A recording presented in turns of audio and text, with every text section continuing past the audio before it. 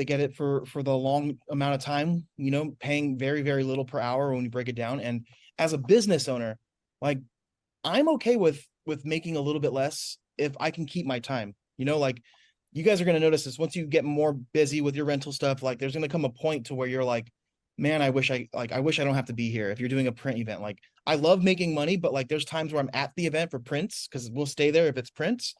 But like I'm like, man, I would be okay with like, taking a $200 loss if I could spend 3 hours, at home with my wife or like watching a movie and relaxing, because a lot of people get into this business starting off with a full-time job.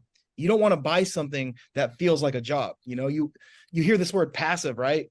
And it's like it's not truly passive, but the drop off will make it pretty much the most passive. So for us, last year we made about 128,000, a little bit more than that with just dropping off photo booths.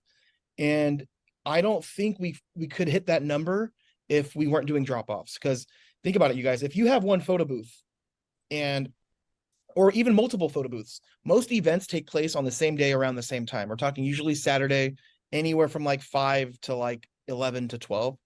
And if you have to be there at the event, you can't do two. Maybe you get lucky, you can do two events in one day.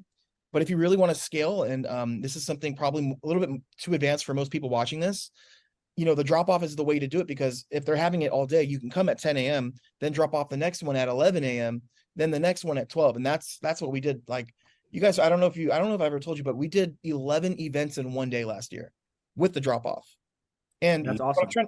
what I'm trying to emphasize is we had no employees. It's just my wife and I going together, and we knocked it out. Like there was literally no way in earth we could even do half of those events if we had to stay there. So I don't know, any gems or anything you guys like to throw in there about the drop off, because I know this gets a lot of people excited because it's kind of like a new concept. So